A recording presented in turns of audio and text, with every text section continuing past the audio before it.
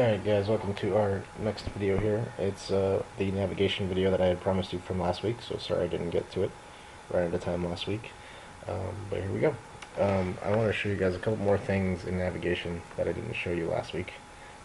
What I did here is I pulled out the navigation by itself, and I just created a new file with only the navigation bar. That's what you see here. The same properties and values as before. All I did was create a new HTML page with the div and the ULs and the LIs, and I copy and pasted from my CSS and created a new CSS page. But it's all the exact same stuff, nothing different. Okay, I was just going to make some changes here to show you guys. One of the things I did want to show you before I move on real quick is I have this div wrapped around my unordered list here. In theory, you don't actually need that div wrapped around your entire navigation because the UL could act as the block level element that wraps around your entire list items. So it could be that entire gray bar could just be the UL. You can give the exact same background image to the UL. I could, in theory, just move this ID down to the UL, and it would be the exact same thing.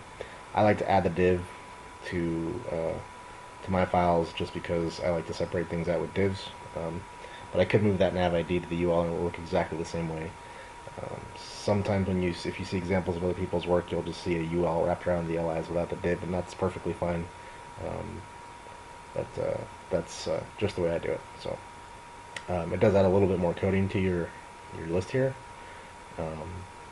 but it's negligible, and I don't know, it's just the way I like to do it. So just wanted to let you guys know that in case you've seen other examples of navigation bars without the div wrapped around it. That's how it works. So here's our A tags, right? That's the blue. Wrapped around each of those is the LI, and the entire bar is the UL. And the div's wrapped around that, but you don't really see it. So, yeah, that's it. So let's move on here. What I wanted to show you was I'm going to give a background color here to my hover state on my links, and I'm going to give it a black background color to just the hover state. Okay.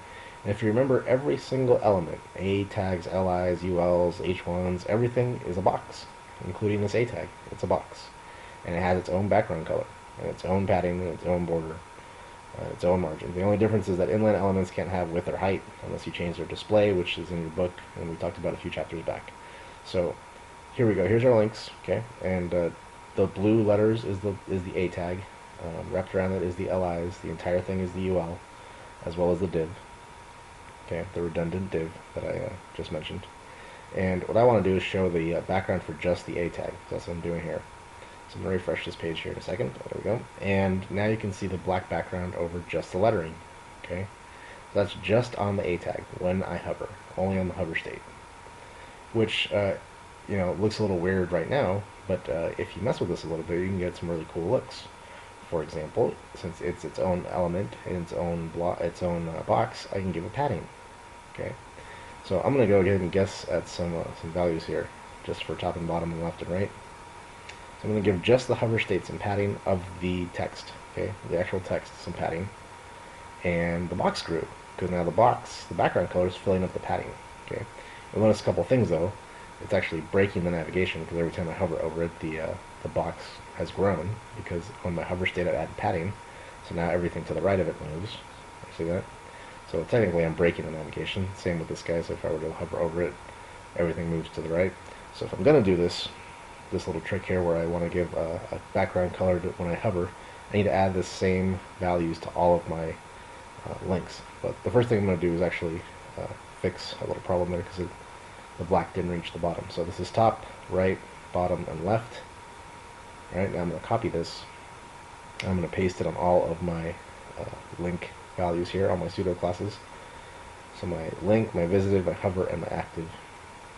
Okay. And I'll paste it down here at the bottom. Great. And refresh. And now a little bit more space is created between all of them because they all have the exact same padding, but now the box has encompassed the entire bar, vertically at least.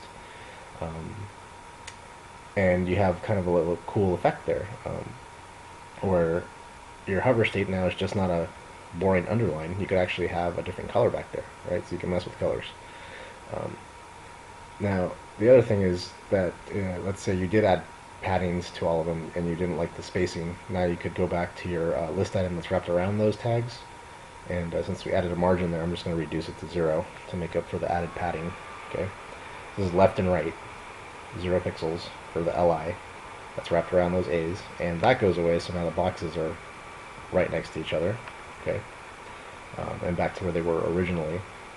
Okay, or I could add more in case you wanted more space between your links. Okay, and go back here. Whoops. Refresh, and now there's more space between all of them, but the black box still remains the same. Okay, so the padding isn't overtaking the amount of margin it needed there, so that still looks pretty good. So let's go down here real quick. The other thing you could do is, instead of a color, so I've just chosen black as a background color for my state here, is I could actually make this an entire image. Okay, and I would add it just as any other image using the URL and then location of your image and the name of the file. And I would change it from background dash color to background, of course, or background dash image. You don't need background dash color for that, or it won't work. But you can add your own image to where this black is. So instead of having a black background, you could make that whatever you want it to be. For example, I could make this gray bar again in Photoshop and flip it and have the dark gray on top, so when it shows through here where the black is, it would look like it was indented. You'd get a really cool effect.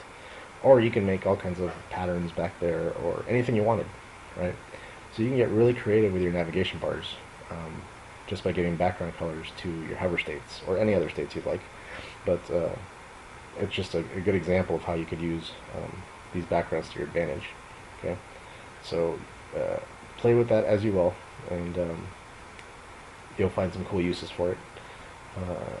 And that was the extra thing I wanted to show you. So hopefully that gives you a little bit more technique you can use to make your navigation bars look cool. Alright, and on the next video.